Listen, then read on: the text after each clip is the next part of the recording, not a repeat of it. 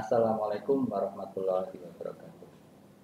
Saudara-saudara sekalian, kalau kita berbicara tentang pajak, maka pajak pada dasarnya adalah pungutan yang harus dibayarkan oleh rakyat atau masyarakat kepada pemerintah. Jadi pada saat ini pajak dimaknai seperti itu, di mana pungutan itu harus didasarkan pada undang-undang karena harus ada persetujuan dari DPR. Tapi bagaimana dari aspek sejarahnya? Kalau kita kembali ke awal peradaban manusia atau peradaban dunia, maka pajak bisa dimaknai sebagai bentuk iuran atau pemberian dari rakyat kepada kerajaan. Pada waktu itu bentuk negara masih kerajaan. Pemberian ini bisa kita namai dengan upeti. Upeti ini tidak harus berbentuk uang. Pada waktu itu upeti bisa berupa barang atau hasil bumi, misalnya hasil panen, hasil perkebunan, olahan rumah tangga maupun hasil karya. Bahan-bahan itu diserahkan oleh rakyat kepada raja atau kaisar. Rakyat dalam hal ini wajib menyerahkan upeti kepada penguasa. Mengapa? Karena rakyat kedudukannya lebih lemah daripada raja. Yang raja kemudian dengan segala kekuasaannya dia bisa memaksa rakyat untuk membayarkan upeti kepada raja. Upeti itu kemudian oleh raja akan digunakan untuk mendukung berjalannya sistem pemerintahan kerajaan. Pada saat itu belum ada standar upeti yang harus dibayarkan oleh rakyat kepada raja. Jadi bisa saja dalam satu waktu dengan waktu yang lain itu berbeda-beda kuantitasnya.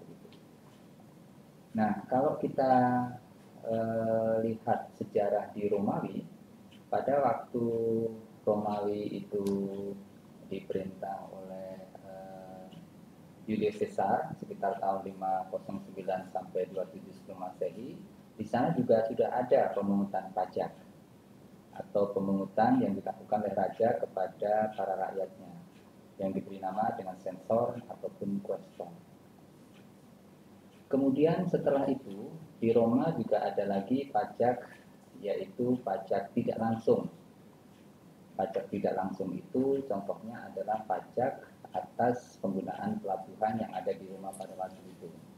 Kemudian juga ada pungutan pajak yang lain di Roma pada waktu itu adalah pajak yang disebut dengan centesima rerum penalium atau pajak penjualan yang jumlahnya adalah 1% dari omset. Sementara itu di tempat lain di Mesir misalnya, di sana juga ada pungutan. Pungutan itu terjadi ketika terjadinya pembangunan piramida. Nah, pada waktu itu rakyat dipaksa untuk melakukan pekerjaan untuk membangun piramida itu. Tetapi tidak hanya melakukan pekerjaan, rakyat kemudian juga diperintahkan oleh Raja Mesir pada waktu itu untuk melakukan pembayaran sejumlah uang maupun harta benda. Di tempat lain di Spanyol pada abad ke-14 itu juga ada bentuk pemungutan pajak yang disebut dengan alcabalan. Ini adalah salah satu jenis dari pajak penjualan yang kita kenal pada saat ini. Sementara itu di Amerika yang pada waktu itu dijajah oleh Inggris, itu Inggris mengeluarkan aturan tentang pemungutan pajak yang disebut dengan The Stamp Act. The Stamp Act ini adalah undang-undang yang diterbitkan oleh pemerintah kolonial Inggris di Amerika, yang isinya adalah bahwa setiap rakyat Amerika itu wajib untuk membeli perangko yang nantinya akan ditempelkan pada sejumlah dokumen penting seperti surat penjualan, kontrak perdagangan, dokumen resmi lainnya. Selain itu juga ditempelkan pada koran, pamflet, poster, dan sebagainya. Dari hasil penjualan itulah maka kemudian pemerintah kolonial Inggris mendapatkan uang. Nah, itu adalah gambaran secara umum pemungutan pajak yang terjadi di negara-negara di belahan dunia. Sekarang kalau kita bicara periodisasi ya, sejarah perpajakan, kita bisa bagi menjadi beberapa macam. Antara lain adalah pajak masa kerajaan, pajak masa VOC, pajak masa penjajahan Inggris, pemungutan pajak masa penjajahan Belanda, dan pemungutan pajak pada masa Indonesia Merdeka. Nah, mari kita bicarakan satu persatu. Pajak pada masa kerajaan itu pemungutnya itu ternyata bukan hanya saja kerajaan, tetapi juga lembaga-lembaga agama. Pada masa itu, pajak dianggap oleh rakyat sebagai suatu kewajiban yang dipaksakan serta dipungut dan digunakan secara sewenang-wenang. Jadi pajak itu dipungut secara sewenang-wenang oleh raja maupun lembaga agama. Pada waktu itu, manfaat pajak adalah untuk memberikan perlindungan keamanan kepada rakyat yang membayarkan pajaknya kepada raja. Yang kedua, manfaat pajak yang lain adalah membiayai yatim piatu dan berbagai badan-badan sosial. Dan yang ketiga, manfaat pada saat itu adalah membiayai bangunan-bangunan suci keagamaan. Jadi inilah mengapa salah satu pemungut pajak itu bukan hanya raja, tetapi juga lembaga keagamaan. Karena lembaga keagamaan nanti mempergunakan hasil dari pemungutan pajak untuk membiayai bangunan-bangunan suci keagamaan. Di NTB, waktu itu ada Kerajaan Bima pada abad ke-18. Di sana juga ada sudah mengenal adanya istilah pajak, ya, pemungutan pajak yang diistilahkan sebagai zakat. Ini terjadi pada abad ke-18 di Kerajaan Bima di NTB. Di negara lain di masa kerajaan itu juga ada pungutan, misalnya di Perancis ya. Di Perancis itu pernah ada seorang raja yang bernama Raja Louis ke-14. Dia memerintah tahun 1638 sampai 1715. Itu juga melakukan pemungutan pajak. Tetapi bahwa pemungutan pajak ini adalah sangat merugikan rakyat ya, karena pada waktu itu kekuasaan Raja Ludwig itu absolut, sehingga dia bisa membuat undang-undang, melaksanakan undang-undang, sekaligus menghukum orang yang melanggar undang-undang. Dalam hal ini adalah orang yang tidak mau membayar pajak. Setelah masa kerajaan, maka masa yang kedua adalah masa di mana VOC itu masuk ke Indonesia. Ketika VOC itu masuk ke Indonesia, maka waktu itu dikenal dengan nama Hindia Belanda, itu mereka melakukan pemungutan pajak. Tidak hanya kepada orang-orang Indonesia asli atau mitra, tetapi juga kepada orang-orang Cina, Barat, dan pedagang dari golongan lain. Apa bentuk pajaknya? Itu banyak sekali. Misalnya ada pajak usaha, ada pajak pintu atau rumah, pajak kepala, dan lain-lain. Selanjutnya, setelah VOC meninggalkan Indonesia, masuklah pemerintah kolonial Inggris.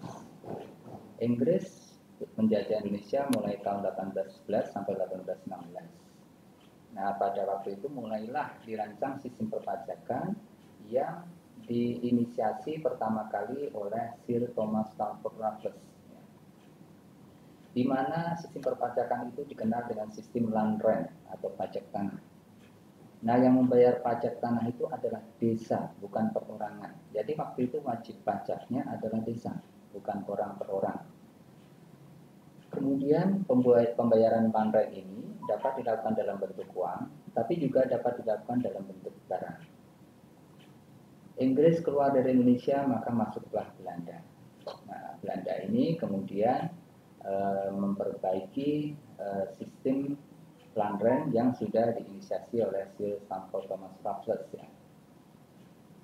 Hanya saja bedanya adalah bahwa bupati diberikan kedudukan sebagai pemungut pajak yang wajib melakukan pemungutan pajak tanah atau land rent kepada rakyat masing-masing. Pada masa penjajahan Belanda itu sudah banyak sekali diterbitkan aturan-aturan tentang pajak. Misalnya pada tahun 1908 itu diterbitkan ordonansi pajak rumah tangga. Pada tahun 1921 diterbitkan aturan bea materai. Pada tahun 1925 diterbitkan ordonansi pajak perseroan dan seterusnya sampai ordonansi pajak pendapatan. Setelah Indonesia merdeka pada tahun 45, maka ada dua bagian penting dari sejarah perpajakan. Yang pertama adalah masa 1945 sampai 1983, dan yang kedua adalah 1983 sampai sekarang. Mengapa batasnya adalah 1983? Karena 1893 itu dimulai diterbitkanlah ketentuan umum tata cara perpajakan yang pertama kali, sehingga kemudian dilakukanlah apa yang disebut dengan tax reform atau reformasi perpajakan. Sekarang mari kita bicarakan masa 45 sampai 83. Setelah Indonesia merdeka, maka berdasarkan pada ketentuan pasal 2 aturan peralihan Undang-Undang Dasar Negara Republik Indonesia tahun 1945, maka beberapa ketentuan pada masa penjajah Belanda masih dinyatakan berlaku. Tapi di samping itu juga diterbitkan beberapa ketentuan tentang pajak, misalnya Undang-Undang Nomor 11 Darurat tahun 57 tentang Peraturan Umum Pajak Daerah. Kemudian Undang-Undang 35 tahun 53 tentang penetapan Undang-Undang Darurat Nomor 19 tahun 51 tentang pemungutan pajak penjualan dan seterusnya, sampai Undang-Undang 870 tentang perubahan dan penambahan pajak perseroan. Kemudian Undang-Undang Nomor 10 tahun 70 tentang pajak atas bunga, dividen dan royalti. Setelah tahun 83, ketika terjadi pembahasan pajak, maka mulailah kita memasuki reformasi perpajakan. Itu ditandai dengan diterbitkannya Undang-Undang Nomor 6 tahun 83 tentang ketentuan umum dan tata cara perpajakan, sebagaimana beberapa kali diubah terakhir dengan Undang-Undang 16 tahun 2009. Kemudian juga diterbitkan Undang-Undang Nomor 7 tahun 83 tentang pajak penghasilan, sebagaimana beberapa kali diubah terakhir dengan Undang-Undang 36 tahun 2008 dan seterusnya, termasuk sampai Undang-Undang 1385 tentang biaya materai yang sekarang diganti dengan Undang-Undang Nomor 10 tahun 20. Demikian saudara-saudara sekalian, materi kita tentang sejarah